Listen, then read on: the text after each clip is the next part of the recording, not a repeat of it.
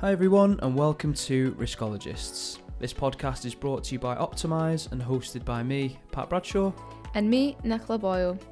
Optimise are thrilled to host this podcast series where we'll be speaking with some of risk management's most respected and esteemed thought leaders from across the UK and beyond.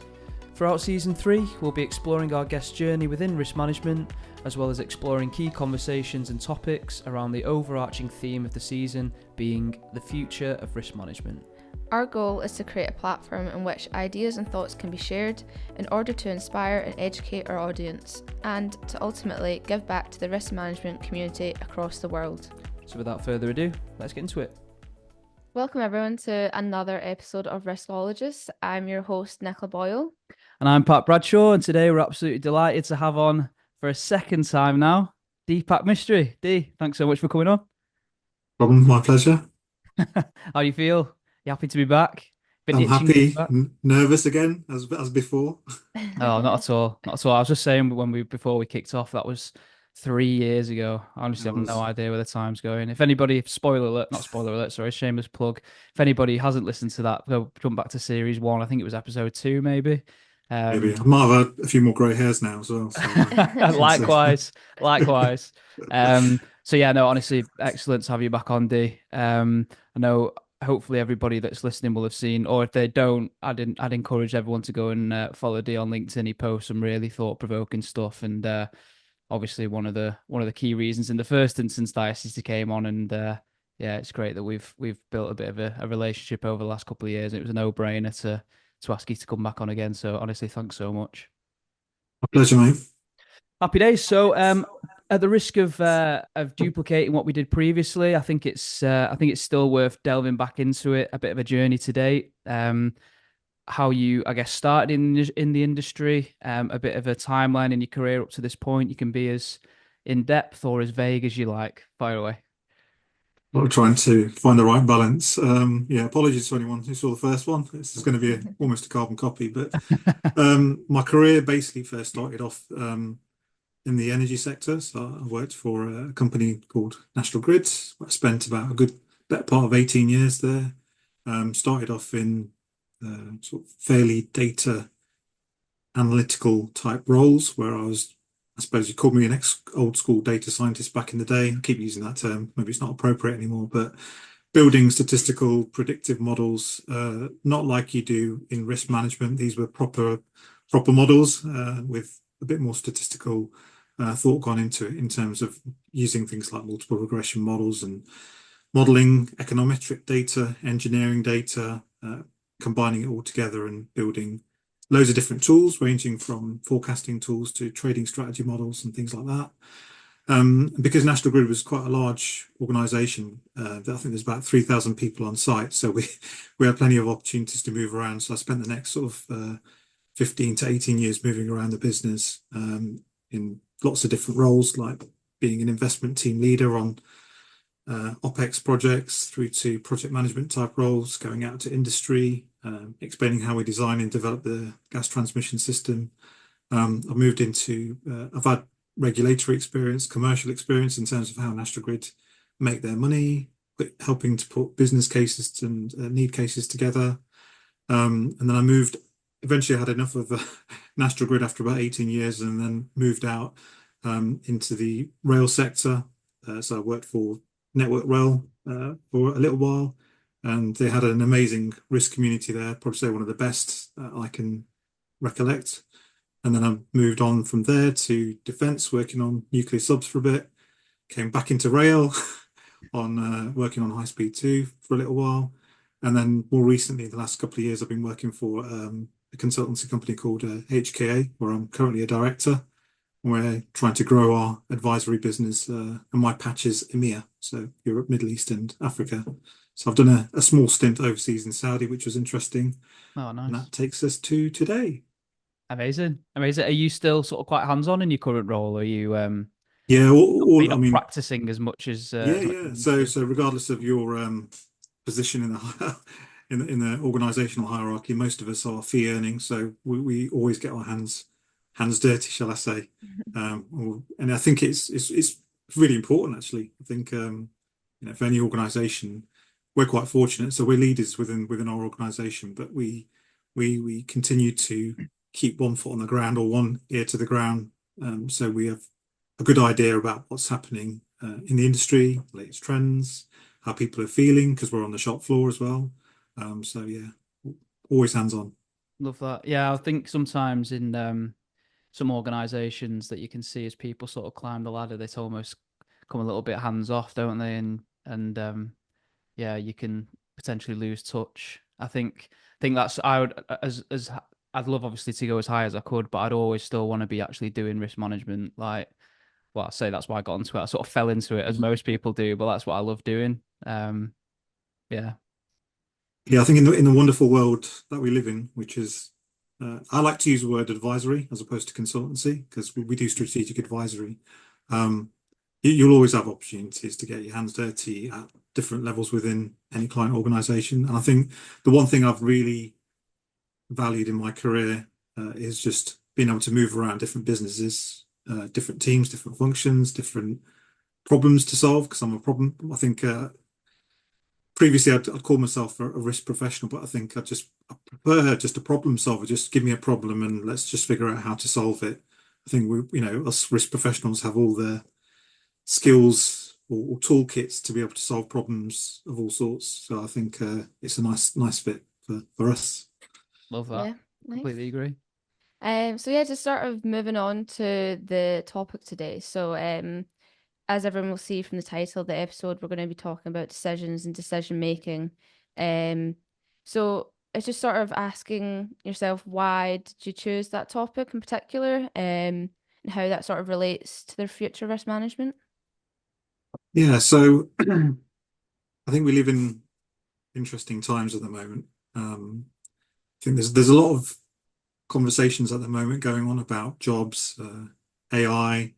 What's the favorite quote over the last couple of years? AI won't take your job, but someone using it will. And I think Yeah. it's made me think a lot, certainly over the last 2, 3 years, about like the future of the risk profession and for me personally as well, and where I fit into it. And I think all this talk about disruption and automation, and we can see already today that um, basic parts of our job, the boring stuff, basically, is all kind of like starting to show potential for automation. So that should then free up our time to do more value adding stuff or Mm. the kinds of things that us humans are better at. And then when you take a step back from that, because you hear that quite a lot as well, people say, well, we can do the things that humans are good at. What does that really mean for us? So I've been thinking about um, what that means for me as a risk professional with the skills that I've been trained to date, and the technology that's at our disposal at the moment. But just taking a further step back up, I mean, the older I don't know, it's a function of age, but the older I get, the more I'm starting to move away from the detail and starting to think about how things fit together and why we do the things that we do. So I think all this talk about disruption and AI and taking your jobs and all that, I just see that as an opportunity to think about how I can do what I'm doing better or how I can add more value. So for me, I see it as in the world of strategic advisory, I'd call it an incentive. It's a good incentive to take a step back and think about what we can do better moving forwards. And if you think about the risk profession, it's kind of garnered a lot or gained a lot of criticism over the years, and there seem to be like polarizing views forming as well around what we're good at and what we're not good at. But I think there are opportunities for us to look at ourselves and think about what we can do better. So if we are, the way that I describe it is that we're, as consultants, we're trusted advisors of our customers or clients. And then you start thinking about who are our clients and our customers. And then I started thinking about, like um, more commercial organizations, that sell things. Yeah. So like the likes of Netflix and Amazon Prime and the likes of those guys. They do a lot of research, right, into their customers. So they look at their um, buying habits, their profiles. They grab data, all the time in terms of their personal details and things like that. When we think about risk people, we yes, we grab lots of data, but it's about risks on projects. Yeah, it's about cost data. It's about schedule data and everything else that goes along with it. And I've just been thinking, well, if you really want to understand who our customers are, that's one thing, and the risks. But why do we exist? Well, I think we exist to support decision making within projects and organizations, right? So for me, the bit around understanding them better is understanding how they make decisions. Because if we're moving into a world where we've got AI, big data, and all that kind of stuff, yes, we can crank the handle and pull out information and data. But if we understand what challenges the decision makers face when we present them with information, what's the quality of the information, how much information is appropriate, what format, how do they want to visualize it, how do they interact with the data, all that kind of stuff. It's just made me really focus the last 2, 3 years around like decision making and how we do that. Yeah, no So there worries. was a study in 2023, and it was called The Decision Dilemma, and it was run by Oracle and a guy called Seth Stevens Davidowitz. Apologies with the pronunciation. Apparently, he's a New York Times best-selling author, and the study involved 14,000 employees from across 17 countries, and they basically found that people were struggling to make decisions in both their personal and professional lives. And there's a few sound bites that I'd like to quote. So one of the headlines was that I'm just going to read it off, so apologies. So the number of decisions we are making is multiplying and more data is not helping. And then what they do within each of these sections that I'll go through, they give you some stats. So one of them was the tagline beneath that was people feel overwhelmed by the amount of data, and this is damaging trust, making decisions more complicated, and negatively impacting the quality of life. Right? And then 74% of people said that the number of decisions they make every day has increased tenfold over the last 3 years. And that as they make these decisions, 78% are getting bombarded with more data from more sources than ever before. And they go on to say that 85% of people say that this inability to make decisions is having a negative impact on their quality of life. It's causing spikes in anxiety. They're missing opportunities and unnecessarily spending as well, and not being able to identify risks. The other taglines are things like decision distress is creating organizational inertia. Data needs to be relevant to the decision people or makers, or they'll give up on it. So I can go on and on. There's lots of interesting insights in this study. So it's really kind of inspired me to talk about decision making today. Yeah, that's really interesting. That's really so. Where? Sorry, where was that? Did you mind if we post that in the Yeah, notes it's Oracle. It's of a the massive, I episode? think it's like the biggest study, but it's kind of 14,000 employees around from across the world. There's loads of stats. I've got more stats, but I'll And let other is people that read people it. of sort of varying seniority through the I business as think well? so, yeah. I was going to Yeah, say, I you'd didn't go into the imagine full details of it, but yeah, with that many people, you'd expect there'd be varied people that they're because, like you say, surveying. I think we're probably gonna. I'm probably preempting what we're going to talk about, but I'm thinking about, oh, well, surely the more senior you go up in an organization or project, whatever the case may be, the more decisions in inverted commas you'll have to make. But maybe you don't have to make more. Oof. You don't have to make more. You don't have to make more decisions.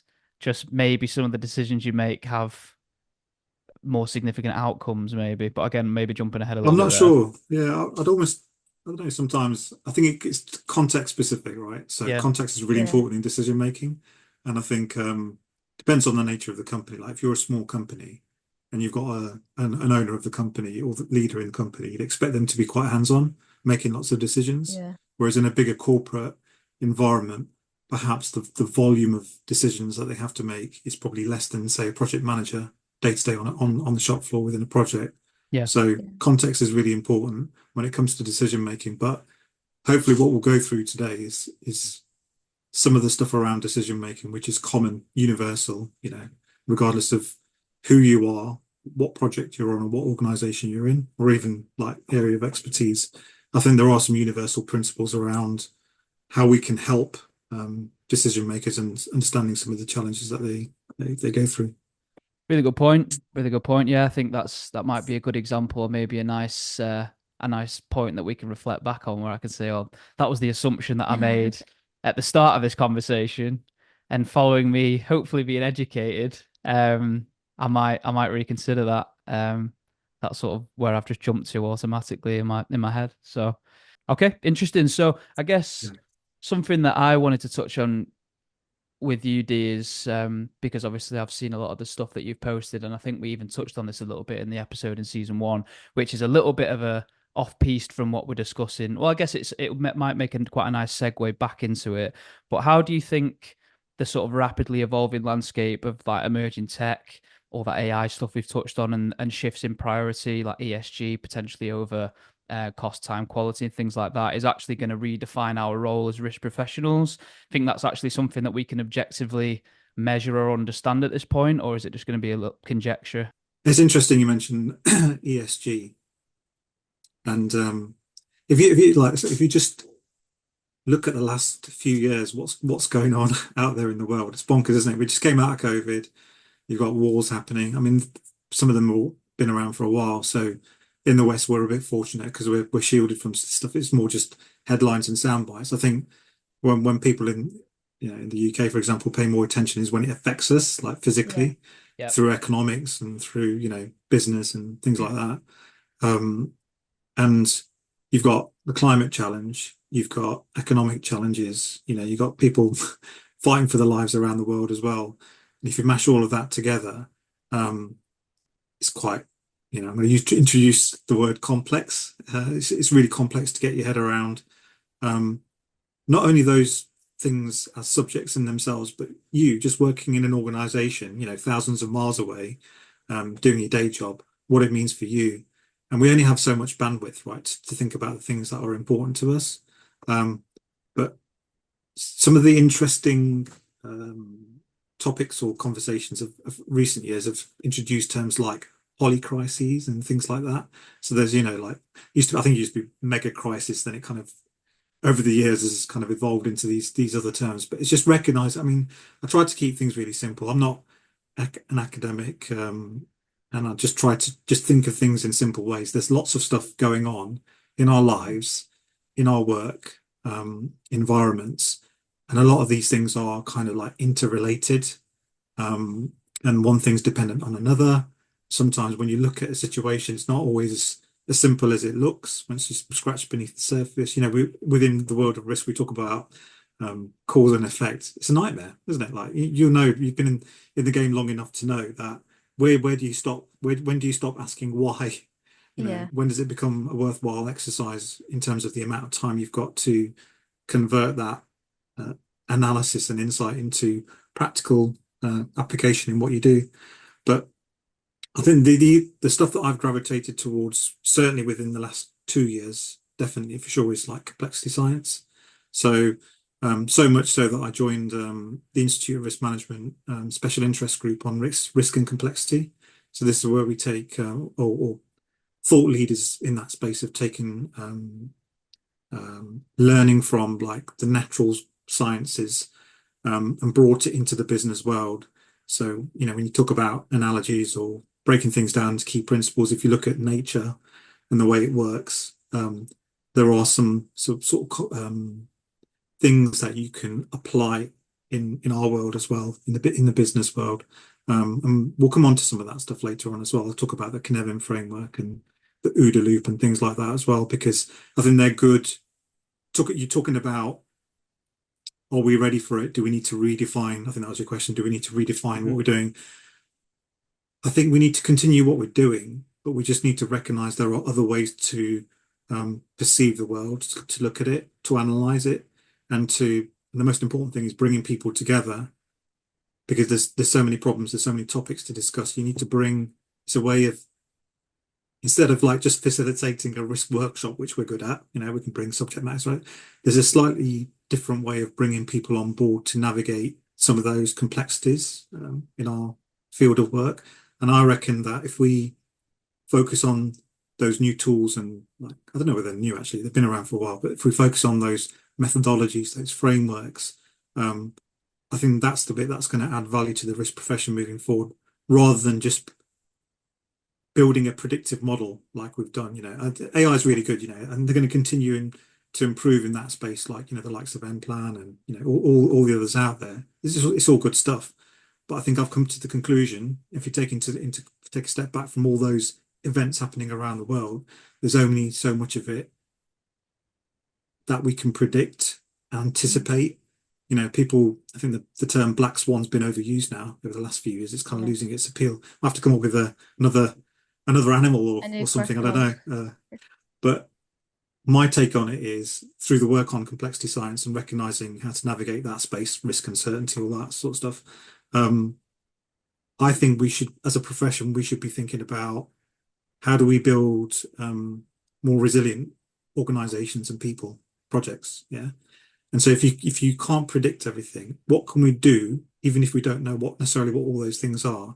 How do we, by design, when we're setting up those projects, or if it's an in-flight project, how do we change trajectory? How do we build those elements of resilience within ourselves as people? So I mentioned stress and pressure and all that kind of stuff, yeah. But also in our systems, tools, processes, and everything else. So that's kind of thing, I think, where we need to be heading in terms of all that stuff that you just talked about, those bigger things going on out there and what's our value proposition going forward. So just a little bit of a shameless plug, not for me, but for the Institute of Risk Management. So we are looking to publish some good practice guidelines in that space. So when I talk to you about some of those concepts today, hopefully you'll have some case studies and some more words and some guidance around how do you bring it to life in the risk profession. Do you think there's going to be? Do you think the redefining of the role is going to be significant enough for people to push back on change, or do you think it's going to be incremental over the next few years? I think there's been a lot of hype around trends like AI. I think it's going to happen. I think you've heard this probably 1,000 times, right? It's going to happen, but it probably might not happen as quick as we think. Yeah, it takes a bit of time. So people are experimenting, with new technology all the time. Even companies that you thought would never go into that space, they're building in-house functions and starting to experiment. Already you've seen on like LinkedIn and lots of other social media, people are playing around with ChatGPT. I bought the full-on version just to play around with it and start developing apps and things myself. It's amazing what you can do with it.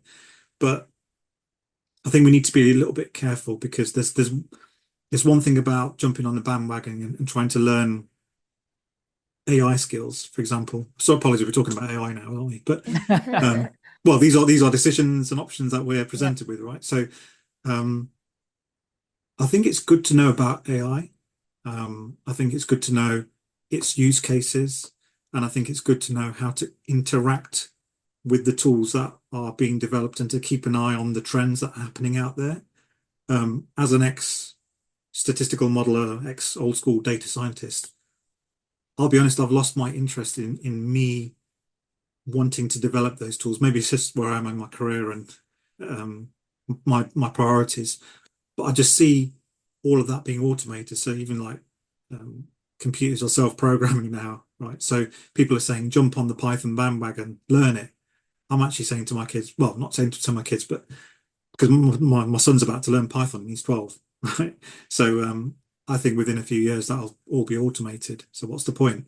So it comes back full circle to why we're discussing decision making, because it's around us thinking in different ways to add value, to improve, let's call it risk management. It's called risk management today, it might be called something different tomorrow, but to ultimately support those who make decisions on projects and in businesses. The other thing I think is important to understand that our profession, like I call us trusted advisors, right?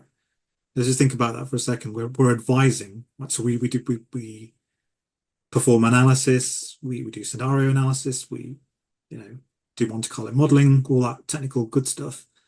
But we deliver a product or an output to help a decision maker arrive at a decision, right, between options, perhaps. We're not responsible for those decisions. We're not accountable for them. Yeah. And that's a really interesting point, because when you don't have skin in the game, how does that drive your behaviors, and how does it incentivize you, and how does it drive your performance, regardless of how you measure it? So this is where I'm saying, like, the last few years, I've been thinking a bit more deeply about just behind the scenes a little bit, thinking about how do we improve what we do, How do we continue to add value moving forwards when some of the things that we do are quite difficult to measure? But I personally think, might be controversial or not, I don't know. We should have more skin in the game. So there's going to be pros and cons with it, but if we're truly to incentivize the risk community, there's got to be a way to say we are part of that decision and we're going to be partly accountable for it. Because if we're providing in this world of AI with loads of data, we're going to have to learn a bit of, it's a bit part art, part science. So we're going to have to learn part of the science or maybe a lot of it, but we're going to be whittling that information down to advise our stakeholders, right? Yeah. Whether they're sponsors within companies, whether they're project managers, heads of delivery, whoever they are, right? So we're just going to have to do better, but then we need to be incentivized and motivated to do better as well. Because I won't be popular for saying this, I don't think we've been doing a great job of it. I'm being honest. I think we've been cranking the handles for far too long. I've been really disappointed. So the risk community, certainly within certain parts of the world, is quite small still. We all know each other and we kind of rub shoulders with each other on these large mega projects, and I've not been impressed. There are some really experienced and good people out there, but a lot of the things that I've been talking about, not seeing much of it. So the value add in terms of like, how do we really provide the insights that we need to support our decision makers and our stakeholders? Then that's where we need to get to. And AI is not going to be the answer to that. It's going to be more around understanding how we make decisions, how do we navigate, the behavioral science of it, the human side of it, because that's the stuff that AI will probably get to grips with the least quickest, if you like. So we have an opportunity to throw our hat in the ring and try and do something in that space. Sorry, I've been waffling on a bit. No, it's okay. I was going to say, you're probably not the only one with that opinion. Like, as you just said, that it might be an unpopular opinion, but It's probably more popular now. I would say is probably more likely that people do agree with you. But yeah, just sort of jumping back a wee bit, you mentioned obviously making decisions and presenting outcomes for people to make decisions. So just sort of going back a step in that sense, if we just start simple then, what are decisions and then what are they and how do they differ from outcomes? Okay. So the way that I see decisions, it's more, like I mentioned the word problem solving earlier on. I see decisions as just another type of problem. Sounds really negative, doesn't it? Because it's not a problem to solve. It's just a solution that's being sought. Yeah, and I see it as selecting between different courses of actions. Yeah, or options being presented, alternative options. So on projects, you've got like a planned, like, or any business, you have a plan and you follow that plan. So you know what needs to be done, when, by whom, how long it's going to take, and what they need to do. But often something changes. So change is introduced into our world, which requires a deviation potentially from the plan. And for me, decision making is all about that, right? So there's change. What do we do now? How do we move forwards? What options do we have? How do we evaluate them? So for me, decision making is really about that. But there are actually proper definitions out there. And I'm not, like I said, I'm not an academic, but for me, it's one of the ones that I like is I went on a course a little while ago by don't know whether you've heard of Cassie Kozakov. She was I think so. she's one of my heroes actually. She's the ex chief data scientist at Google. So she was in that role, I believe, for about 10 years or so. And she's got loads and loads of material on YouTube. Like it's all focused around data science predominantly. But if you remember what I just said, her title was decision scientist. So she was going to be called, I believe, data scientist, chief data scientist, but she recognized the importance of decision making combined with data science, behavioral science, all that kind of stuff. So she gave herself that new title. And she came up with, I don't know whether it's her definition or not, but it's basically where, maybe it's not, A decision is where there's been an I can't pronounce the word irrevocable um, allocation of resources. I think that's what it is. I'm sorry, I didn't make too many notes, so I think that goes something like that. And it's basically like because you've deployed those resources to make that decision, and you're going to follow through on that action. That's what defines a decision, as opposed to just doing some analysis, which is more of a calculation, isn't it? It's just you've come up with some analysis, you've come up with some options, but making a decision is where you're committing some resources which you can't take back. Yeah. Yeah. And the interesting thing about making decisions sometimes is that once you've made a decision, the opportunity to make another one goes away because you've missed that opportunity. Now you've made a decision or opportunity cost or whatever. But there are occasions as well when you can reverse decisions too. So depending upon the choices that you've got, you might want to make a decision which is reversible. But then some situations and some contexts, you can't do that. I think outcomes are basically different in the sense that that's how they're how things turned out. So decision is the thing that you have a choice in up front, and then the outcomes are the things that actually happened as a result of those decisions. And there is some sort of link between the two. I won't use the word correlation or anything like that, but basically, you can make good decisions which lead to bad outcomes, and you can make bad decisions which lead to good outcomes. But I think the thing about those things is that it's difficult to understand whether both were as a result of just plain luck or not.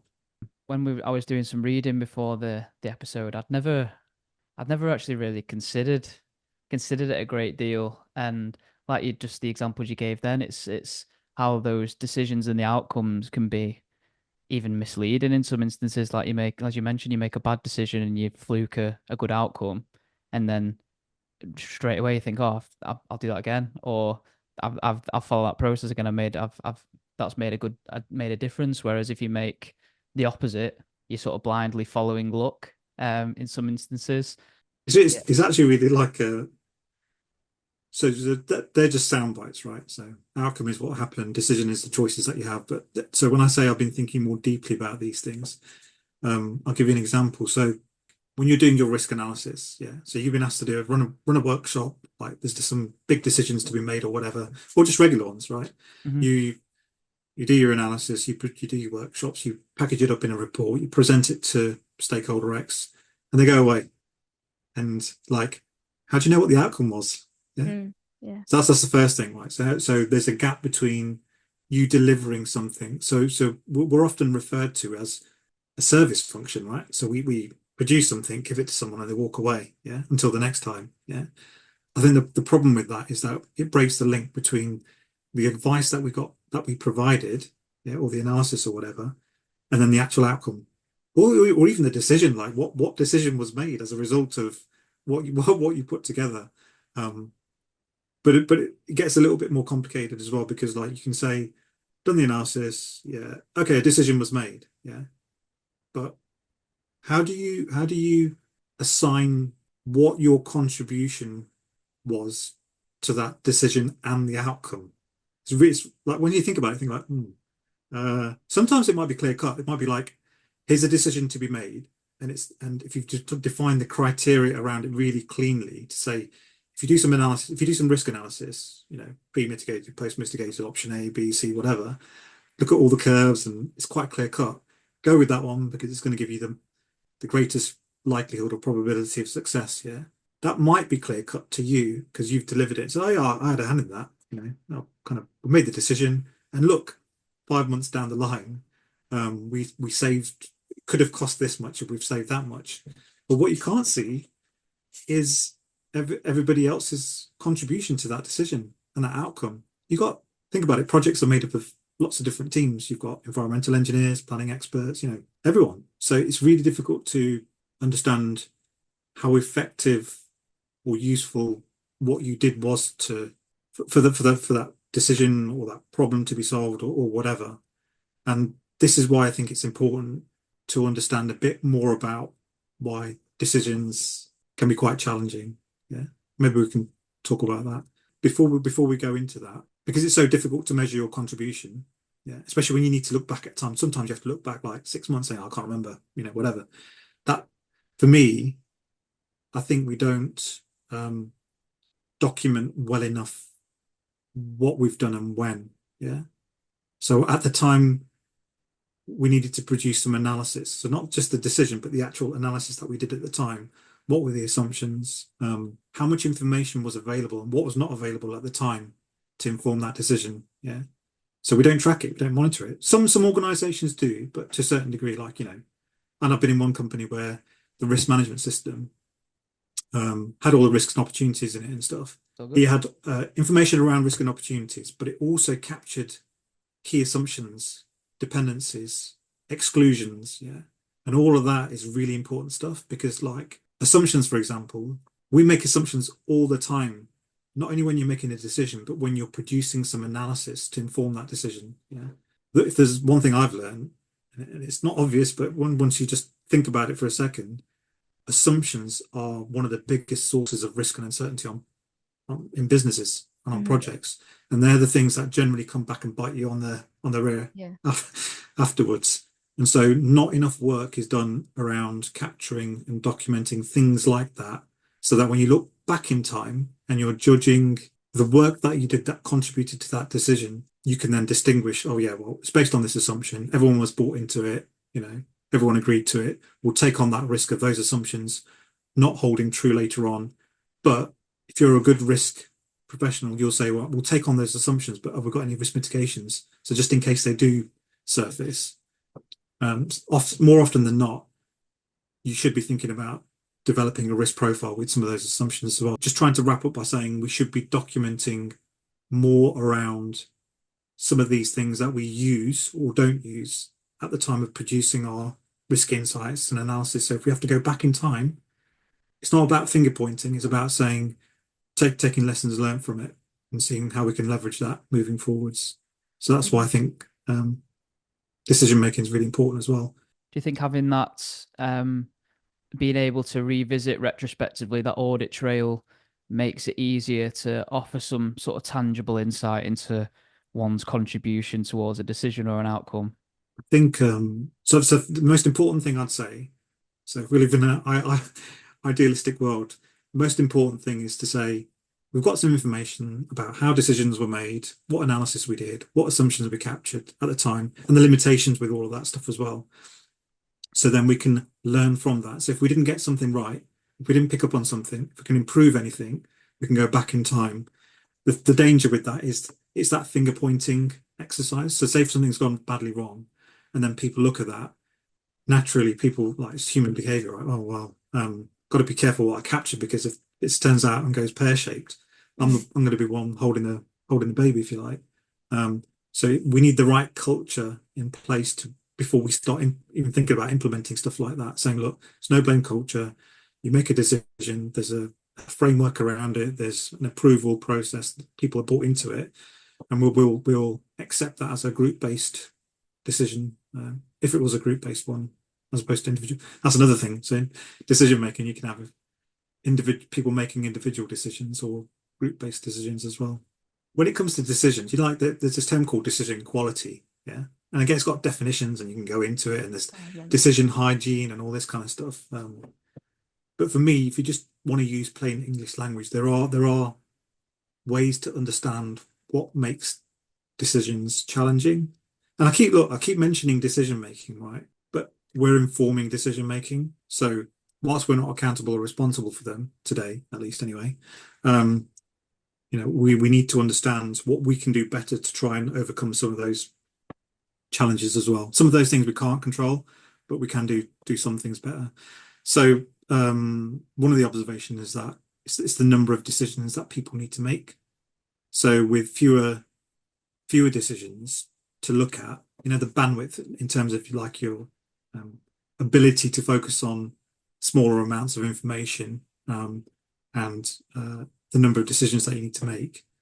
If there's fewer of them, generally it can make things a little bit easier. Whereas there's like a compounding effect. And the reality is, on projects or in businesses, there's loads of decisions that are or priorities, competing priorities and decisions that need to be made. So it kind of like it makes the evaluating of the decision that you need to make quite challenging. So you need a way to be able to kind of navigate that decision space to be able to kind of prioritize your limited resources and make the right decision. So that can have an impact. Yeah, and I guess Um, that relates back to that article that you mentioned at the start, that obviously people are finding that they've got too many decisions to make. So that's why they're feeling a bit more stressed about it, or they're finding it more challenging. So that does yeah, obviously kind of relate back to. yeah, def. I mean, like after this podcast, I'd definitely recommend people going back because you can kind of relate to it. The other thing I'd say is like we talked about skin in the game, but there's another way to describe it is stakes. Like, are the stakes high?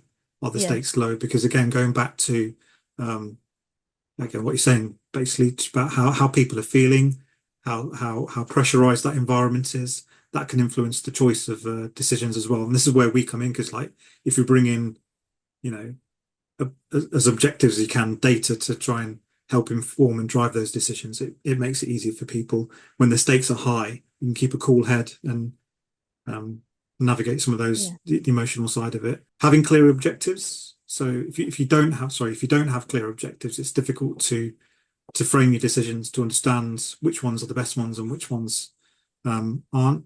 And part of that, when you know what your objectives are, it's about how do you define what the right criteria is to make that decision. Yeah. So there's ways and means to do that. I think I mentioned before, reversible decisions. So if there's a decision that you've made which is easily reversible, that's probably easier to make because with a bit more resources or maybe nothing at all, you can kind of reverse and back out of the decision that you made. Whereas the non-reversible ones, they're a bit more difficult to deal with. You can't go back in time. Yeah. You mentioned, well, I think both of you mentioned like in terms of like information overload, right? So we've only got so much bandwidth to be able to process information. Everyone keeps saying AI is going to make our life a lot easier.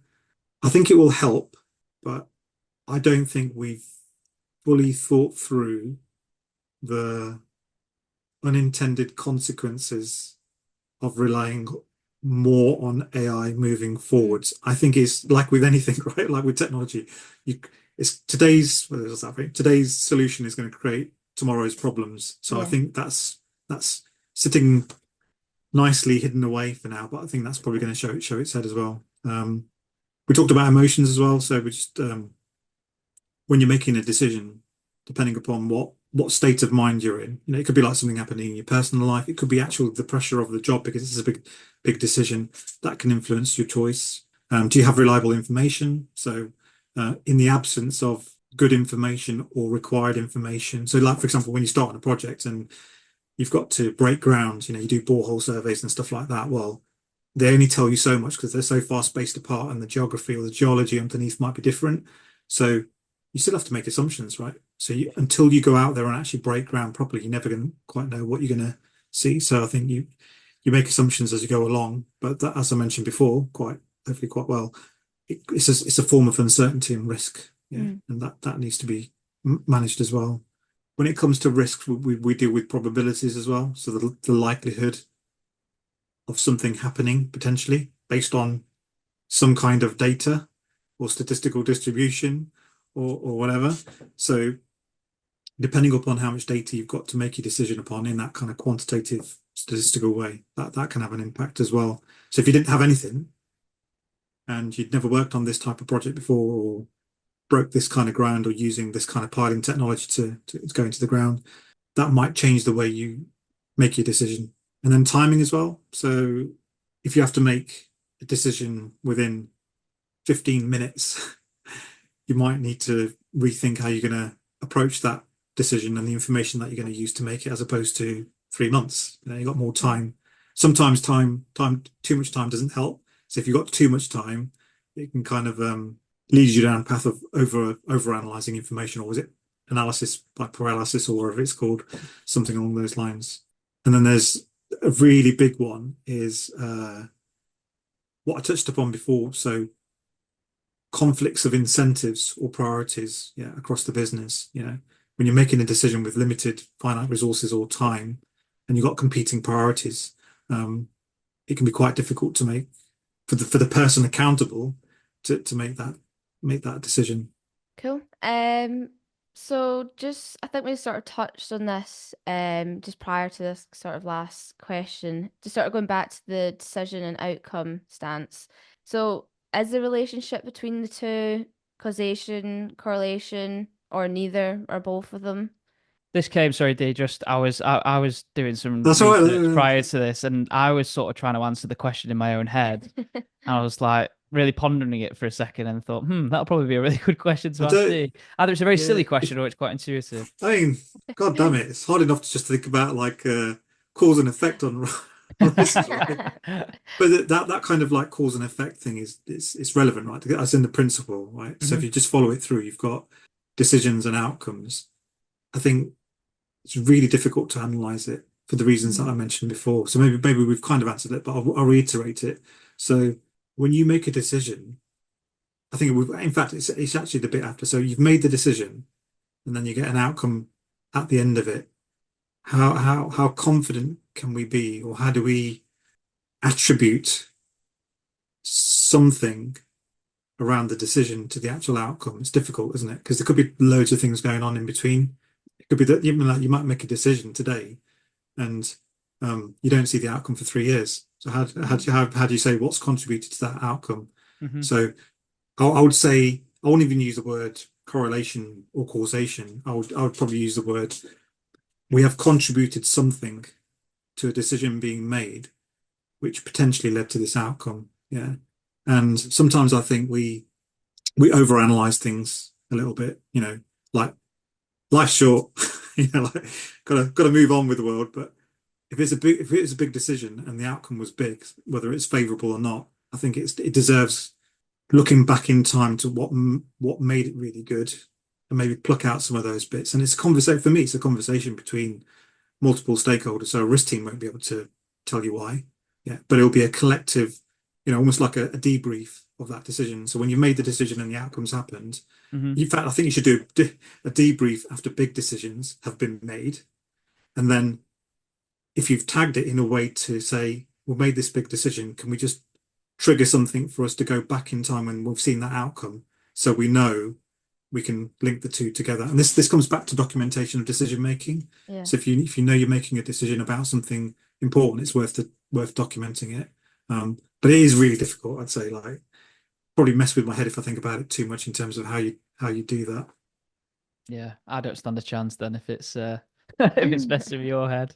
Okay, here's a little soundbite for you. Risk management is completely divorced from decision making. So that is a quote from a little clip I saw recently posted on LinkedIn, which you may or may not have shared have shared, Deepak. That's why I saw it.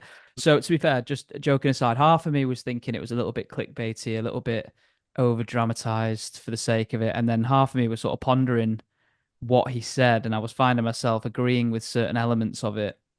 So again, we've already touched on this a little bit, but the value of risk management, or at least what I've always been taught when done well, is that it helps projects or organizations to make better informed decisions. Obviously, whether or not we've got enough skin in the game towards the decision point at this moment in time remains to be seen. If you're listening all via podcast, Deepak shook his head violently at that point.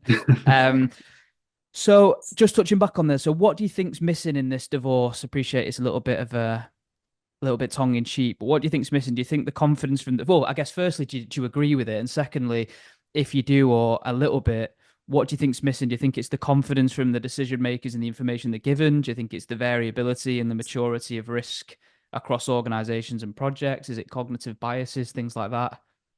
Sorry, I threw about 4 different questions at you No, there. no, no, it's all right. I'm just thinking about it. So but just to reiterate, you said divorce between risk management and So the quote is yeah. risk management is completely divorced from decision making. Okay, right.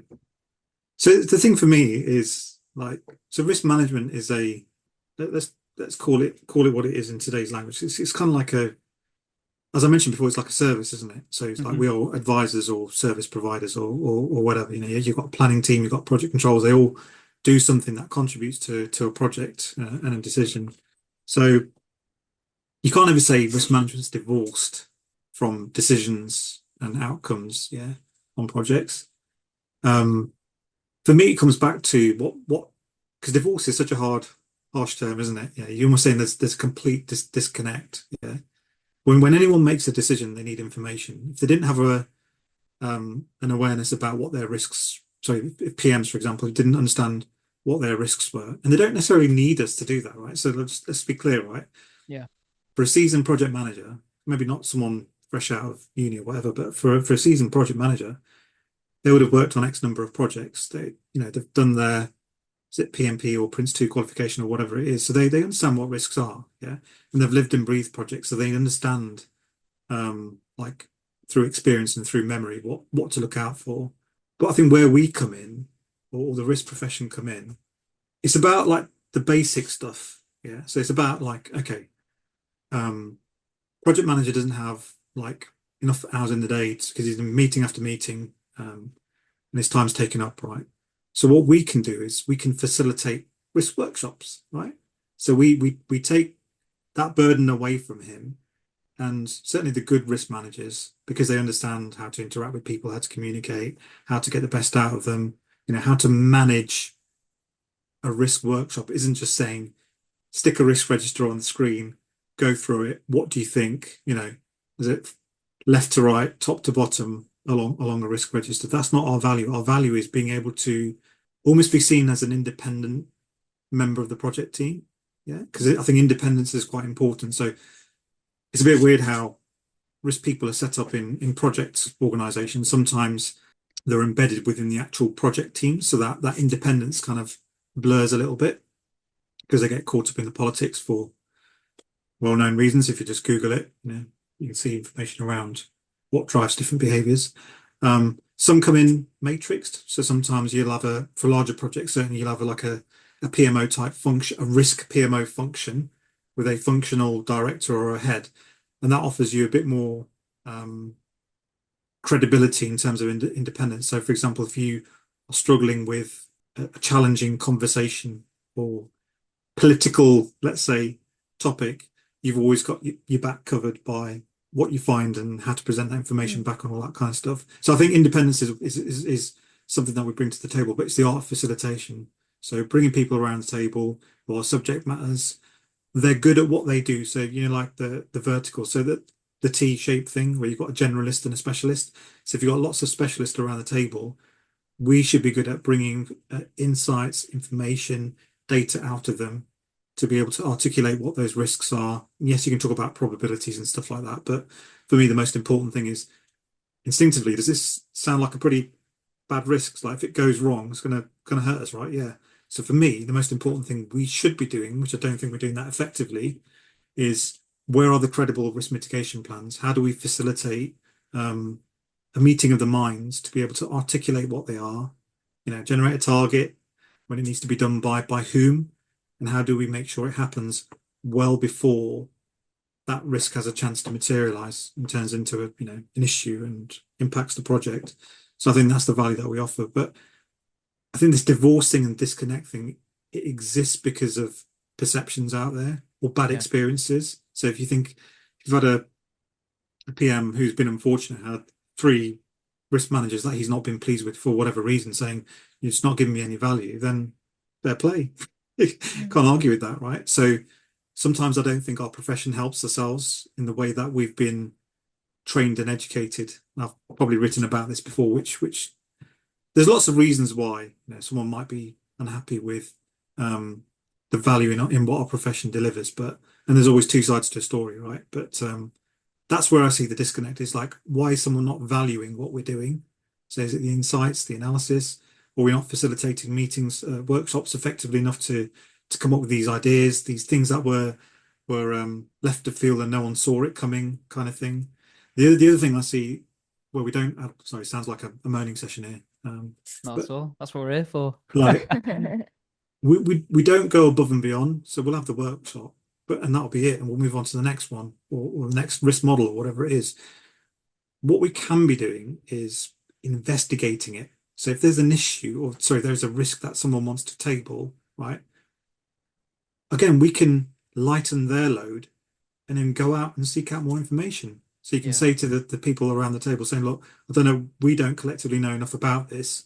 who's the best person to get that information off. I'll go ahead and get it, and I will then use my analysis skills or presentation skills or whatever, pull something together on a risk, and I'll package it up for you, ready for the second round to go into it in a bit more detail. Yeah.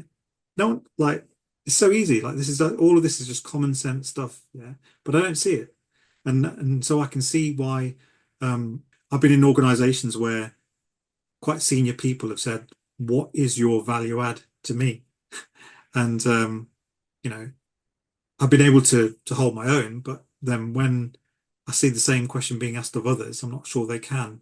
And it's because I do I follow through on some of the things that I've just talked about. It's like being helpful. Like, how can you go out of your way to do more other than just crank the handle, populate a risk register, produce an output, and say, here you go. Computer says this, so there's your output. People will remember you on projects. Say, for example, you're in a highly pressurized, just any project, right? So generally it's when the stress levels are high and it's a political project and it's massive and things are all going pear-shaped and everyone's fireflying. If you say, don't worry about it, I'm going to go above and beyond. It's not going to, I don't think it's going above and beyond, but like I agree.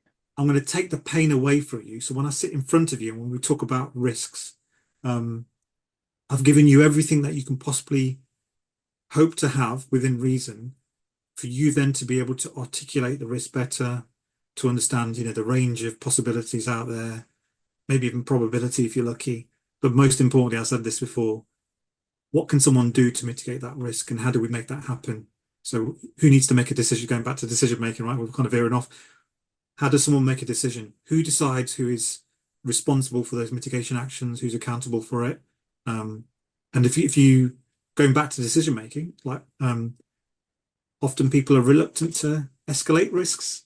Yeah. So when you're in a tough situation, and we're always considered the harbingers of doom, right? Because we're always generally bringing bad news. Although maybe one of your later podcast colleagues might be talking about opportunities. So hopefully we can turn the tables on that.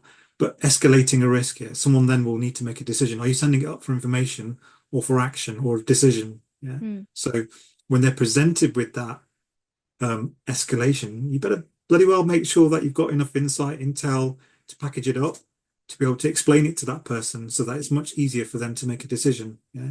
Why is it so important? What are the potential consequences? Who supported you in arriving at this analysis or this risk item in the risk register? Have you actually made a start on giving me some ideas around some of the mitigations? Is it possible to reduce it, eliminate it, all that kind of stuff? It's not just select, transfer, or terminate in the risk mitigation, and having more often than not is a business as usual ongoing control, yeah. risk mitigation. Copy and paste from, but that's your day job. Yeah. Don't tell me about your day job. Tell me about, and it's not being like I might come across as critical. I try to be quite constructive and positive. It's about, have we thought of anything else? Is there anything else that we can do about it? If not, we'll just accept the risk and we'll make sure people understand that and we communicate that moving forwards. But we will tell people it could have a possible impact on the project, program, scope of work, schedule, cost, whatever it is. Yeah.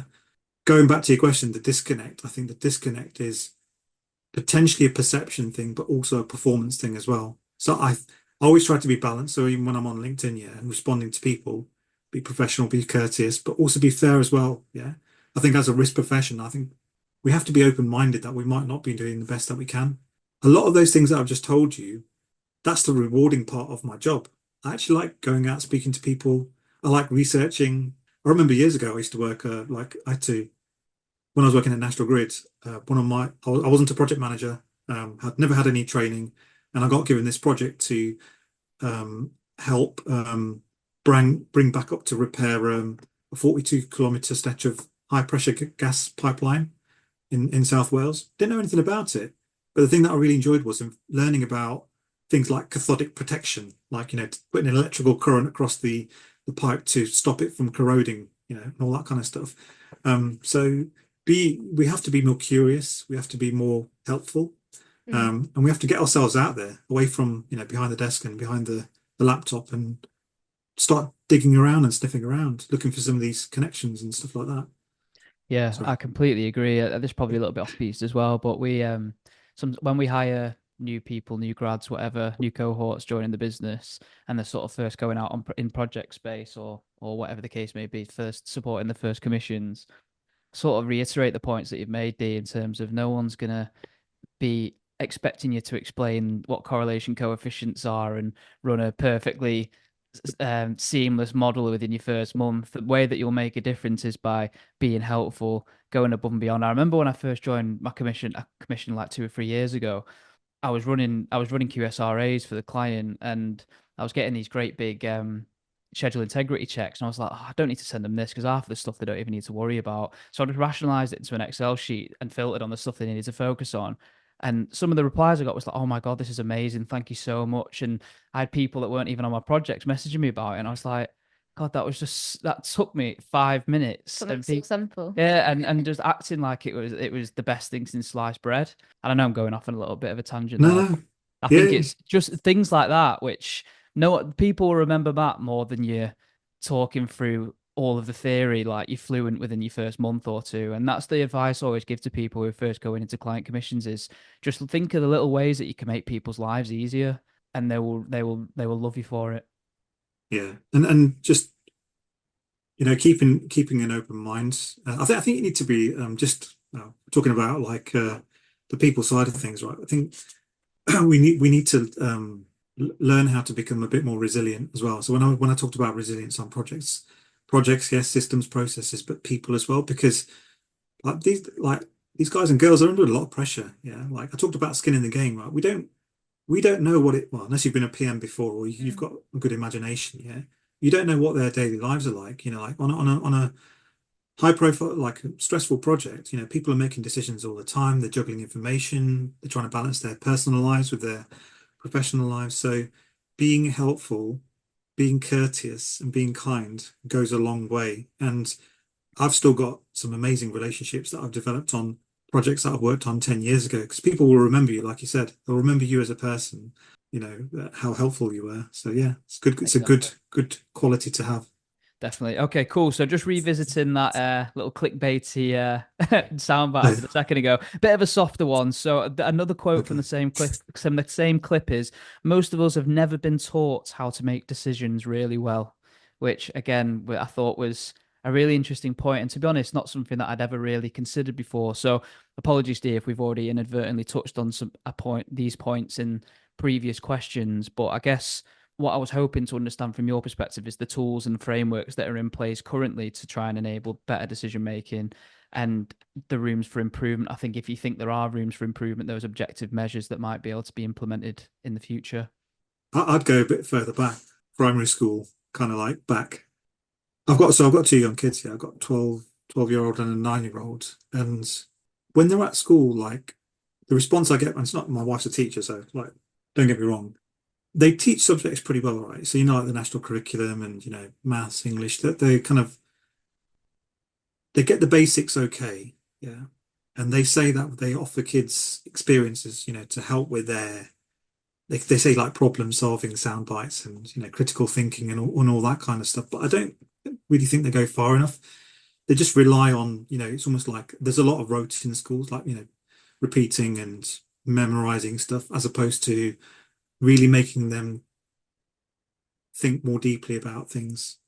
So I think like you talked about like where we are in our profession today, and are we being best prepared and do we have the tools and stuff? I think it goes further back. So might do some writing about it at some point as well. But I think this, when you're young, your mind is malleable. Yeah, you're open to so many different ways of looking at the world and solving problems. So like, unfortunately or unfortunately for my son, I'm a risk professional. So there's a what you probably can't see, but there's a whiteboard behind me. So at a very tender age, I was doing mind mapping and using the Ishikawa diagram, the fishbone diagram on Yeah, him. yeah. Yeah, yeah. And I'm telling you, it works. Yeah. So getting people early and young, not necessarily primary school, but like Mm. the earlier you get people in terms of helping them to think in different ways, to solve problems in different ways, proper critical thinking, like just I call it common sense, if I'm being honest. A lot of it is just being patient enough to ask questions rather than just jumping onto the next thing, the next task, the next question at school or whatever it is. So then fast forwarding like from primary school to secondary school, yes, they get more experiences, which are good, and they'll cover more sciences and subjects and stuff. And that's good because they're kind of like processing different bits of data. So it's scientific data, it's kind of physics, it's kind of biology and the arty stuff like English and poetry and drawing and all that kind of stuff. And it's great. But then it kind of peters off after secondary school, doesn't it? Because when you go to university, it's like, this is like proper serious now, unless you're in the arts. Yeah. In fact, I'd say one of the best things that risk folk or anyone really could get into is philosophy. I know it sounds a bit geeky and a bit old-fashioned, if you want to call it that, but there's some really good material out there which get you thinking about principles around things. So I'm in that space at the moment as well. I'm not really well educated in terms of philosophy, and it's very casual reading, so I don't remember names, I don't remember who they are, but I remember what they were talking about. So those ideas stick in my head. Definitely going off on one right now, yeah. But going back to what things do we have today? So if we've gone through that cycle and our brains are now fixed and we're now in our working lives, and you have got the professions, so like the risk management profession have got their professional courses and qualifications and accreditations, but there's not a lot of experiential stuff associated with that unless you go for the more advanced stuff. So you're still being taught in a very rote fashion, like it's almost like multiple choice questions. And, yes, you'd have to do a case study or some coursework now, but that's about it. So what's that going to do for you, in terms of like helping you to improve your decision making and problem solving skills? But given this is about decision making, so there are some like pretty simple, let's call them tools or frameworks or processes out there. And one of the ones that I'm not really into, like taking something and then hanging on a hat on it exclusively. I think there's lots of good things out there, and you just cherry pick the things that work for you. And if you use a bit of common sense, you'll work out what those things are and build up a little way of kind of like tackling things. But one of the things that I came across years ago was something called, I'll talk about two things. The first thing I want to talk about is the OODA loop. Really simple, kind of like it's not even a model, it's like just a process, a way of arriving at a decision. The second one's a bit more, people will think it's a bit more involved, and that's it's spelled differently, but I think it's the proper pronunciation, I think, is Cynefin. So the Cynefin framework, which is around complexity science and bringing that into the business world, if you like. Again, I'm not an expert on either of these things, but I just take what I need to take for it to make sense for me to apply it in my job. Just please remember that, right? Whatever course you go on, whatever theory you look at, take what you need from it. You don't need to be an expert on it. Just when it gets to the point of it being of practical use, take what you need and apply it and experiment, right? So the first one's the OODA loop. So it's OODO, right? And that stands for observe. It's almost like a process you go through. It stands for observe, orient, decide, and act. And it was developed by someone in the US Air Force called Colonel John Boyd. So I think it's to do with like fighter pilots and their strategy and combative or competitive, like what do you do in those high pressure situations and how do you navigate your way through it and make decisions. So at a very, very high level, there's a lot more to it than how I'm going to describe it, because if you research it properly, it's not just a linear process. You've just got feedback loops and all this kind of like jazzy stuff that you can go into. But observe, which is meant to be, if you want to call it the first stage, is where you're gaining like a situational awareness. So using your senses, as the name implies, observing, also listening as well, right? Around your situation. So you're getting information and you're kind of like gathering it together and all that kind of stuff. The second one is a bit nuanced, but it's called orient. So it's almost taking that information that you had before, but then recognizing the things that influence the way that you think and sort of processing that information to contextualize information in the decision sort of frame that you're looking at. Then the last two are relatively straightforward. It's deciding, so make a decision on the options that are presented and then acting on it. So the act is the final stage there. So when you're looking at the observe phase, basically what you're trying to do is build the most accurate and comprehensive picture of the situation that you're in. Yeah. So if you want to think about it in terms of one example that I've got here on the screen is, imagine if you're a doctor meeting a patient, right, in an emergency room for the first time. Yeah, the first priority is to figure out what information they need and how to collect it. Yeah. So they might check the patient's record, they might ask other staff about the admission, they might check things like their blood pressure. And the good thing about doctors is that they can pick up on, through their experience, they can pick up on subtle cues that might be telling them something about the condition of the patient, or what the issue might be. The other thing about the observe thing, which I think is important, is about what you don't observe. So there's things that you observe, and there's things that are not there, which might be important as well to take notice of. And the second one's orient. So this is like, I like this one because this one focuses on like they call it, I think Boyd calls it like cultural traditions.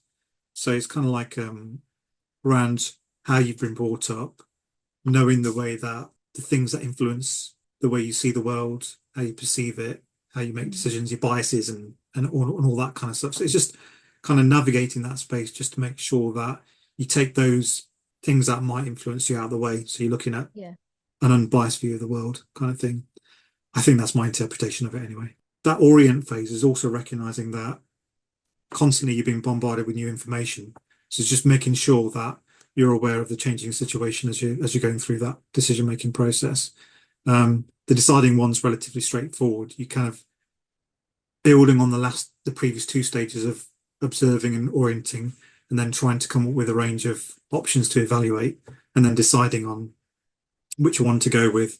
And the final one is actually probably the most important, doing something about it. So there's a difference between making decisions and actually enacting on them. So that's quite important. And I think in OODA, they say that by taking action, you actually get to test how effective your decision actually was. And the results will hopefully indicate whether it was a good decision or not. And then when I take a step back from this OODA loop, as an individual, as people in our jobs and in our personal lives, we're normally like every day just observing, looking at stuff, making decisions, leveraging our experiences on our history around past situations and stuff like that. So there's quite a bit of material online about that. The one thing I like about OODA, it's really simple to understand and remember.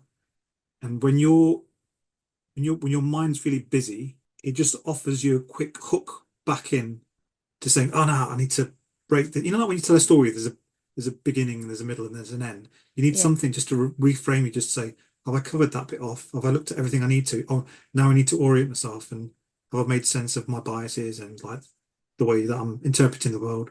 Now I need to go through those options. So it's quite useful for that. And also in the past I've actually, so I won't breach confidentiality here, but I spend a lot of time with software developers, quite a few of them actually. Some of them in the past I've actually proposed things like the OODA loop being part of the design principle around how they develop their software, because it's just a way of chunking things up to say people go through processes when they're making a decision, and wouldn't it be nice if the software, the tool, helped you to navigate that space? So when you look at when you think about enterprise risk management systems, it's just a risk register, right? The glorified databases. Where is the bit that helps you to navigate through making decisions or even analyzing the risk properly? There's not like a process that helps you to go through it. So the OODA loop is kind of like linear-ish, but there are feedback loops. It's just recognizing that when you Google it, and I'll send you a link for it later on, but there are some better articles than worse ones out there, so I'll share those with you. It just helps you to go through that process and recognize it's a continual process. But just quickly, actually, is that something that's recognized in project management and project space? Have you ever come across some people have organizations that implement that? So it like I said, I think it comes from military background, US Air Force or whatever it was. So in the military space, it's well recognized. Yeah, I think loads of people have talked about it. Even high profile people have kind of made reference to it. And I think over the years, I think the model, the process, whatever you want to call it, has been doing the rounds. So I think people within the project management community have also looked at it. I think there's even some articles that have been written about it, probably even from a risk management. I'm not sure of any out there, but I think I might have seen one on it at least. So if you Google OODA and risk management, see what comes up, or project management, I'd recommend looking at that. But I think it's what I like about it is just common sense, plain English, and it kind of just Yeah. gets to the nub of it really. So the second one is a bit more meaty. So there's this, if you want to call it a framework, you can do.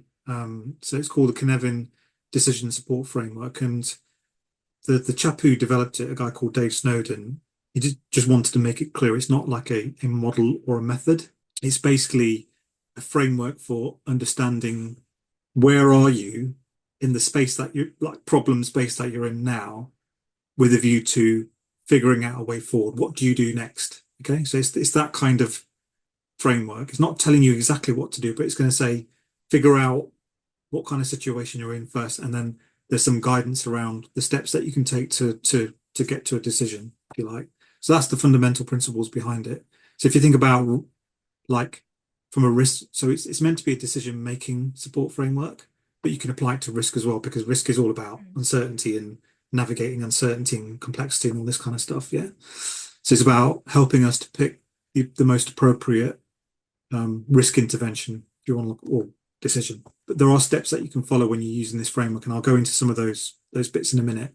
So you have to determine which space you're in. So what kind of environment or context are you in?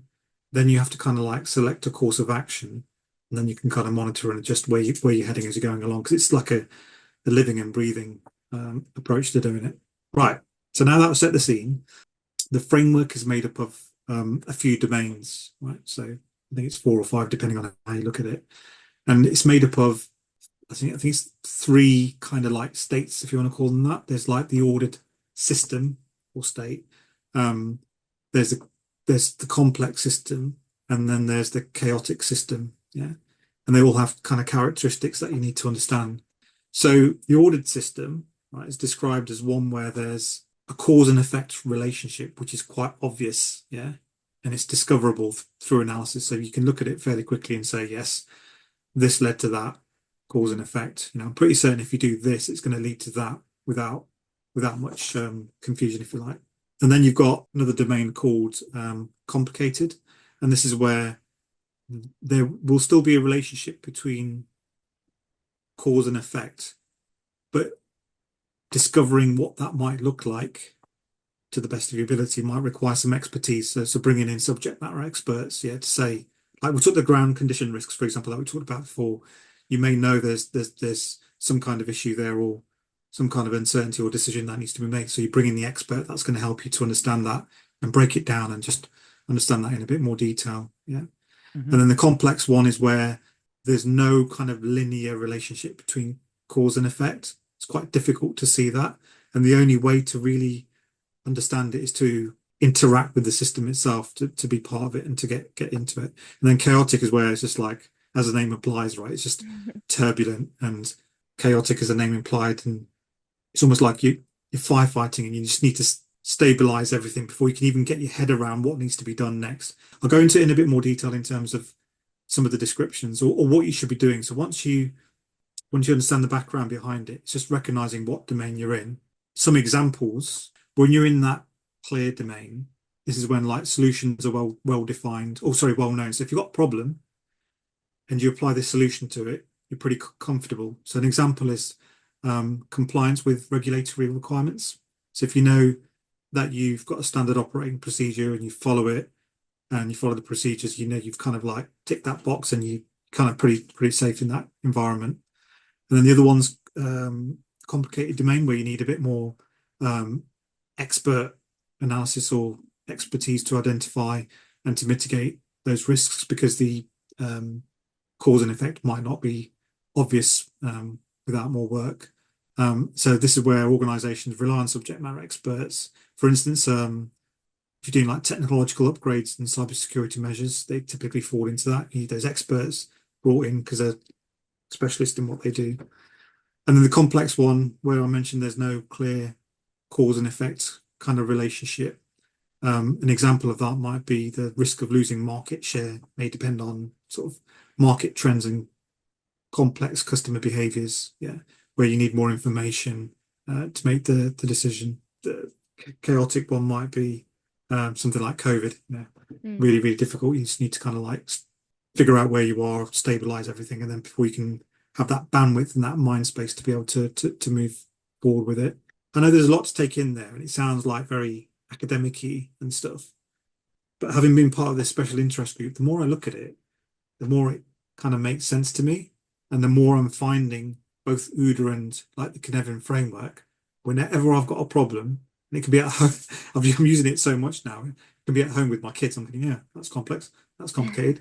Probably need to flow through this way in terms of looking at that decision or that issue. But the things to watch out for, there are some kind of dangers or signals or warning signs. So, like for example, if you're in that simple domain, sometimes you can get complacent, and sometimes there's a desire to make like you almost rebadged it so that there's actually a complex or complicated problem, but you've actually tagged it as simple, and over reliance on best practice sometimes as well. So best practice is normally quite good in those simple domains because it's kind of like relatively prescribed, and you know what you're doing. In the complicated one, us experts can be overconfident as well. So when we've got our solutions, we're kind of like overconfident in terms of them being the right ones.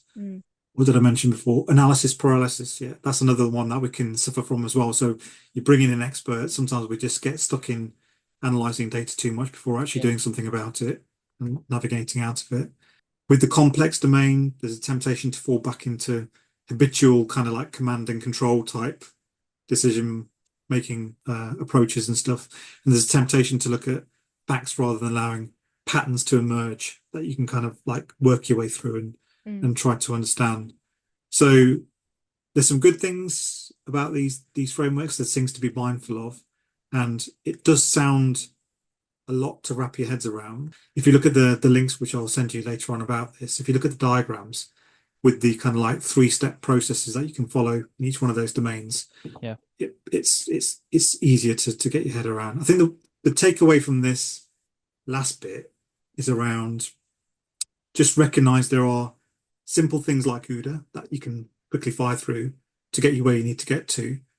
But if you've got a bit more bandwidth and time, it's worthwhile using something like Cynefin framework. There's other models, tools, frameworks out there just to focus your mind in terms of how do you step through what the problem that you're trying to solve, recognize the environment that you're in, and then understand a better way of getting to an end state.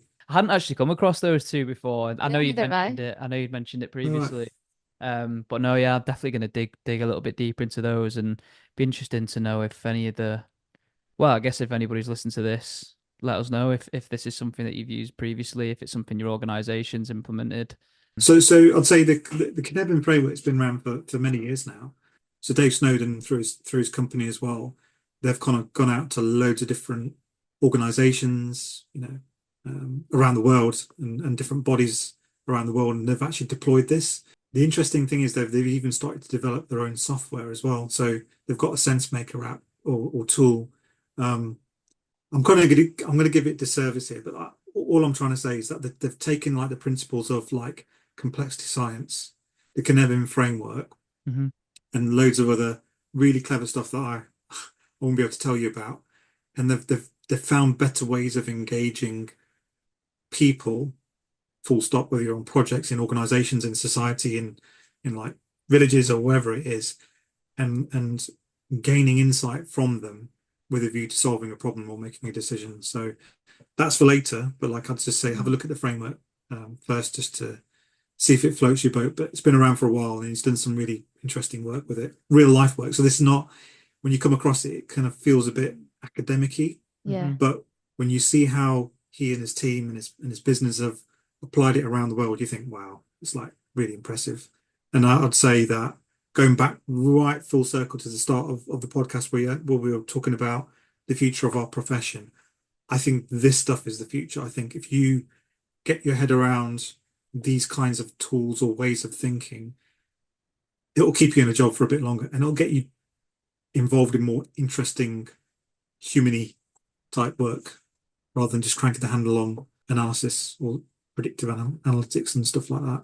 We'll definitely put some notes in the notes for the episode and some links and stuff to follow the ones that Dee sends over for sure. So just sort of rounding up then, you might not actually be able to go into so much detail if you're just sort of mentioning there that you do have some insight into this. But I'll ask anyway if there's anything that you can share at the moment then. So sort of like looking forward then, how do you see the role of decision making evolving in the future, especially with the involvement or the integration of technologies?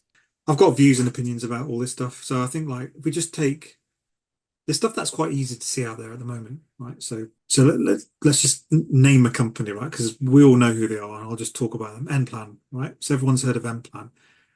Like from where they started to where they are now, and I've got no relationship with them whatsoever, other than I've written about them in the past and might even write about them in the future, in the near term future. But they're an AI first company. They take thousands of schedules from around, hundreds of thousands of schedules from around the world, and they can do things like QSRA, but they can do a lot more with it now because over time, technology's evolved, even from the time they kind of like came into existence to now. You've got ChatGPT, technologies and techniques like that have been woven into the fabric of their software. So you can now talk to it. So if you want to say, tell me what my biggest risks are on this project and program, using construction schedule, it can do that. It takes those thousands and thousands of data items and then provides like insights from those projects in the past.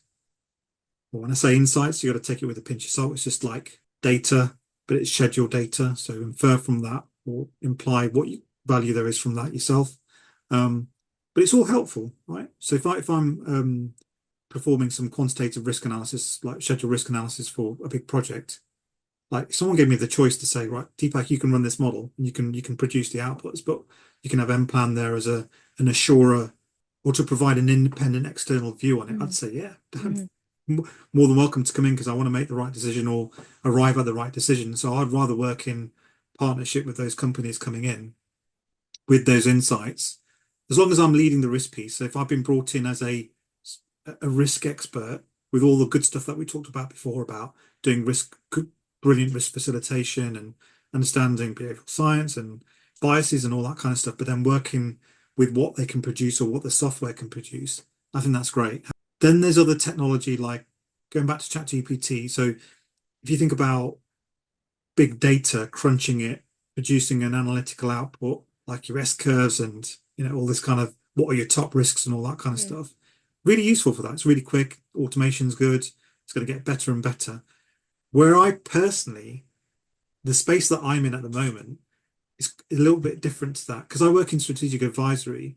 I'm more at the creative end of leveraging technology with a risk slant to it. Yeah. So for example, if you had to help a project at the start, how could you use technology like ChatGPT, for example, that's just one, there are many, to help you speed up what you need to do. So me as a risk guy, I need to speed up what I'm doing to give my client value immediately, but then also help solve problems. So I've got a problem to solve. I've got a strategic problem, right? Define it this way. Got your decision criteria. You've got how you're going to evaluate whether the decision is good. Going to do all that good stuff that we talked about before, but I need a bit of help. So I need an assistant. Yeah. So I can talk to colleagues within across the industry, within my peers, within my business, colleagues within my business. But I have this little tool here in the background which can kind of help me to think about the problem. So this OODA stuff, the Cynefin framework, that's the kind of space I'm in, right? So it requires something a bit more nuanced, but I'm finding personally that it's really helpful. So tools like Copilot, and Copilot is more around, I'd say, automation and integration across the kind of office landscape. And then ChatGPT and other tools like that, I'm finding better value in this kind of creative problem solving type space. Even like producing, everyone's doing it, so it's not a secret, but like how do we improve bid submissions? Well, we work in the wonderful world of consultancy, right? So how can you leverage AI to give you an edge over your clients? Yeah. Everyone's using it in different ways. There's so many different use cases. I know many organizations now that are, I can't remember who, it's a massive company. That might have been a Accenture or someone else. They basically just unleashed AI across their entire workforce and said, everyone's going to have it. Everyone's going to get training and everyone's going to be using it. So they've just said, go forth and use it as you see fit. Yeah. Whereas there are other companies at the opposite end of the spectrum that are saying, I think we need to be a bit careful here. We need to kind of just go a bit slower, and can we have some more controlled use cases? So I think the point I'm trying to make is there's loads of different use cases with technology right now to help the risk profession do better today than what it did yesterday, but do new things that we've never done before as well. And if you're creatively minded and open to new ideas, which I am, because I just love looking at old problems, but then trying to think of different ways to solving, or even looking for new problems to solve, you can do some really interesting things with it. But I'd say trying to look at the direction of travel is trying to figure out a way of keeping the human in the loop. It sounds like a bit of a soundbite, but I think given what we've been talking about for the last God knows hour and a bit or whatever it is, the critical thinking, the problem solving, the creativity, the innovation side of things, I think that's where we can still contribute, but technology will help us. I think, if you ask me to develop an app today, I haven't done this yet, by the way, but if you ask me to develop an app using my ChatGPT account, I could probably automate 50% of what most risk managers do in their day jobs, but everyone knows that. Yeah. People are not doing it yet because there's not a finished product or not, thing that you can use. And managing the transition between today and tomorrow is going to be quite interesting as well. Yeah. So going back to AI is not going to take your job, but someone using AI will. Yeah, probably a little bit. But then how do we not reinvent ourselves? How do we evolve? I hate using the word reinvent. I think it's rubbish. Yeah. We're just evolving, right? Yeah. We've always evolved, right? Something comes along which triggers us to change, to improve, to adapt. Yeah. And so we're just evolving. So we've got new technology now, so we just adapt and evolve. And I'm not even convinced that it's all about technology. Like I said, I think the more I study philosophy, the more I'm thinking, the deeper you go into understanding why you're doing what you're doing and how you're doing it, the more creative I'm actually getting. So I'm actually finding that the slower I think about things, I'm coming up with ideas which has use cases for technology, which is going to make things go quicker. We as risk professionals, we should be talking to each other more often, collaboratively. I know you guys do a lot in the optimized space with the next generation coming through and stuff, but I don't think historically we've done it. We've had the Institute of Risk Management, for example, which I'm part of, Association of Project Management, and other institutions out there. But I don't think we've really got together collaboratively to say, how do we take the profession forward and innovate? I think it's starting to happen now, to be fair. Conversations are happening, but yeah. Sorry, I'm waffling. No, not at all. I think some of the points you've touched on are fascinating. Honestly, preempting a little bit. I don't know if the order of precedent we're going to release the episodes, but some of the stuff we spoke to Matt Livingstone about in his episode around the sort of practical applications of AI is that obviously, as you mentioned, so AI is not going to take your job, but somebody using AI will. It's very much AI still in its infancy at the moment, and whilst it's a very powerful tool, it's all about even some of the stuff we've been taught optimize around prompt engineering is really fascinating because as you'll probably get into grips with on ChatGPT now, it's only as good as the inputs you give it. Like a lot of things in our industry. You don't want to be relying on it just yet, do you? No, exactly. Yeah. Exactly. And it reminded me as well, I don't know if you remember back at the episode that we back in season 1 we had a conversation where you were I can't remember exactly what we were talking about, but you were saying something about how with the technology that's advancing, a lot of the sort of mandrolic things that people used to do are now being automated, and then it's how do you demonstrate your value as a professional, or at least how the people who've always been in that environment now I'm saying the same value thing. And it's because 90% of what I used to spend my time doing is now automated. So how am I supposed to bill a client for what I'm no longer doing? Which is mad because that was only 3 years ago. And how things have come on since then. Yeah, maybe we'll do a hat trick podcast in exactly in another 3 years. Exactly. So just going, because you've asked the question about technology, I think we do have a bit of time. Yeah, so I don't think things change as quickly as people think. But I think it's the lack of, for me, the gripe that I've got is the lack of leadership within our profession. right? Again, it's not going to sit well with some people, right? But who are the leaders, like in terms of the risk profession globally? Like we've got, hundreds of thousands, tens of thousands of us probably around the world, God knows, and a growing number coming through. So there's a lot of universities like popping up now, like North in Glasgow, churning risk people out left, right, and centre. So we've got to have like a more longer term view about the value of what we're doing and how we're doing it. And it can't just be AI, someone using AI is going to take your job. It's just that's such a lazy way of Cop of out, looking isn't at it? how do we need to develop and creating a pathway. So I still Mm. think, like things like, the slower thinking, critical thinking, all that kind of, how do we really get risk professionals to show their worth, right? And you know what, like how you show your worth is like on in your day job as well, right? So okay, look, I might specialize in risk, but many of the jobs that I do are not risk specific. Yeah, but let's say go back in time. If I was working in a risk role, I'd be rubbing shoulders with project controls, commercial teams, the delivery teams, PMs, environmental engineers, town and country planning managers, and so on. Yeah, I'd always look for opportunities. Yeah, how can I bring the risk agenda to them, right? And there's tools that you can develop. There's insights that you can provide.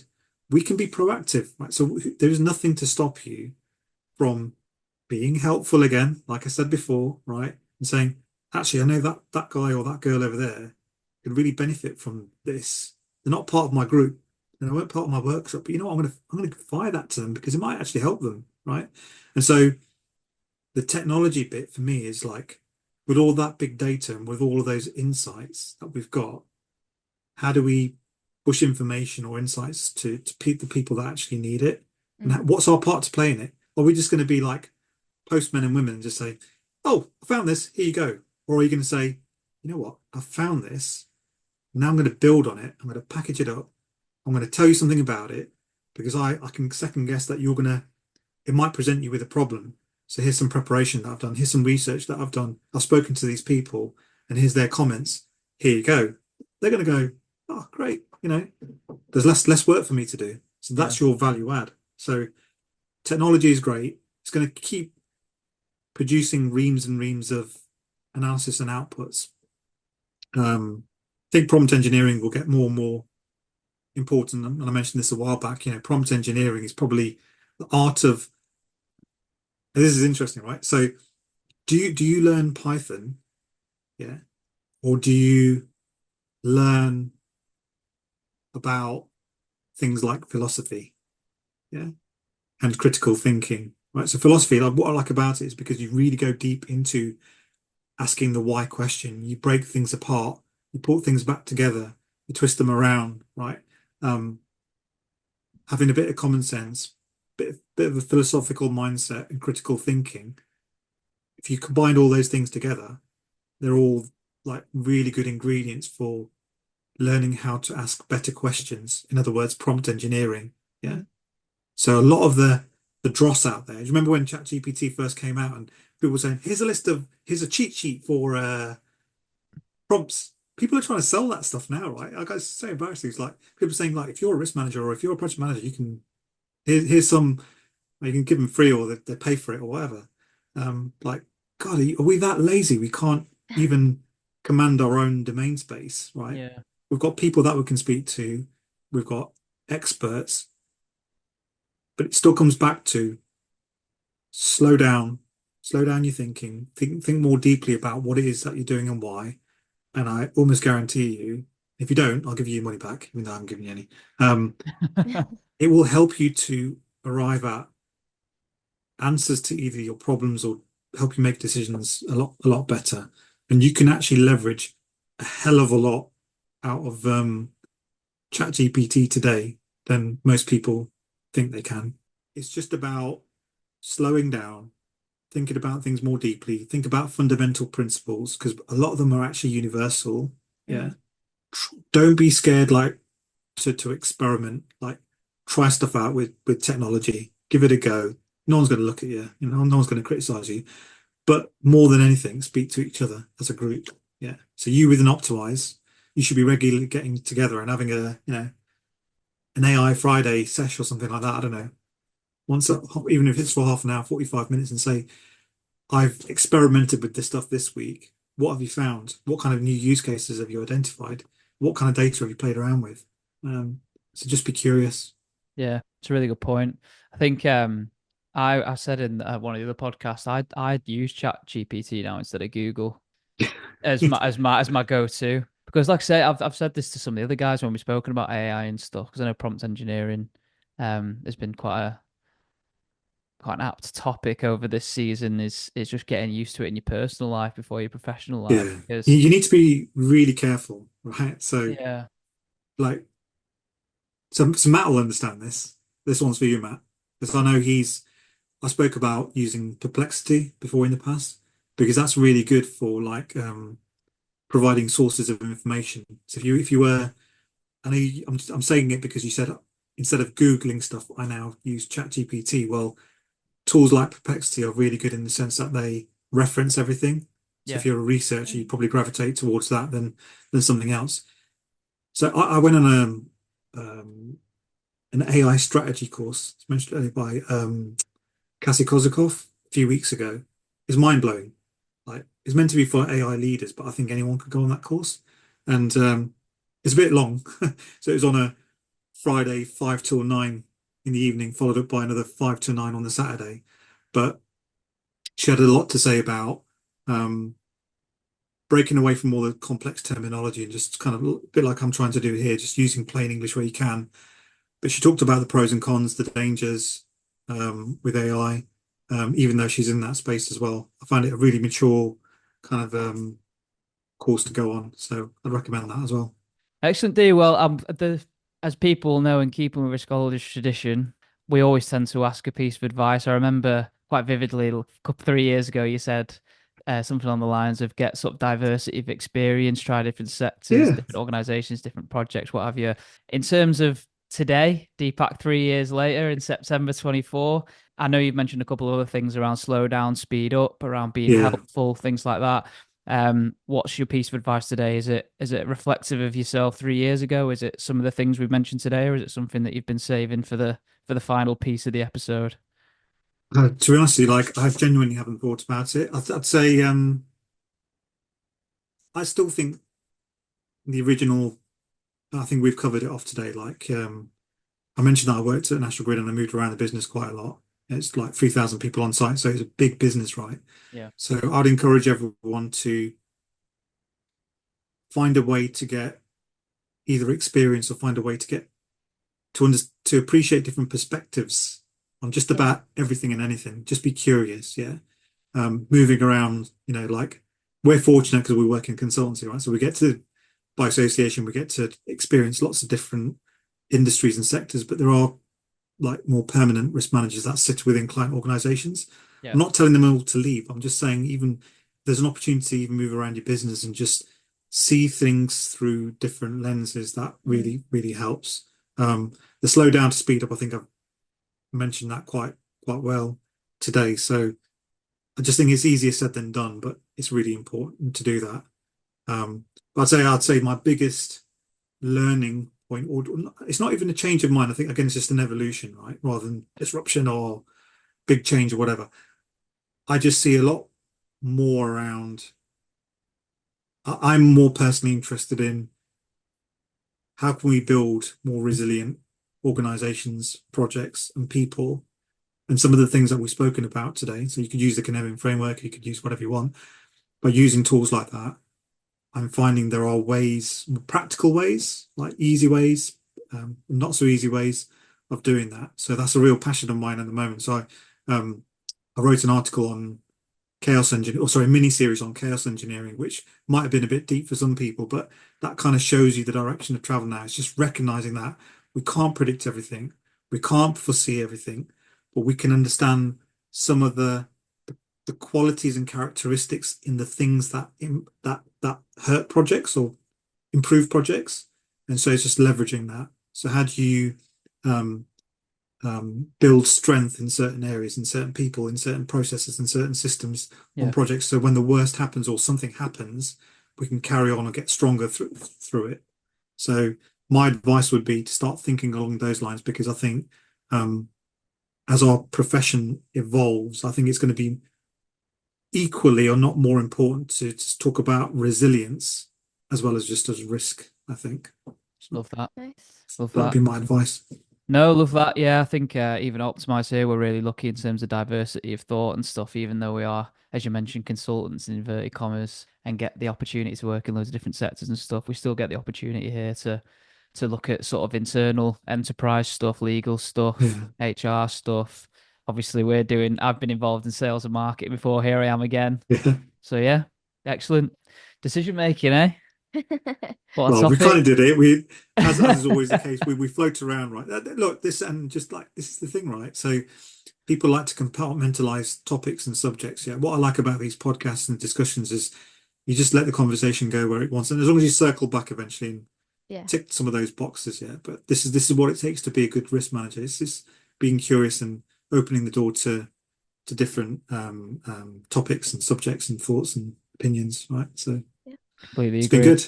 Completely agree. No, it's been an absolute pleasure, D. And if anybody wants to get hold of you, pick your brains on any of the pertinent stuff you've discussed today, what would be the best Yeah, just on POC? LinkedIn, so you can find me quite easily.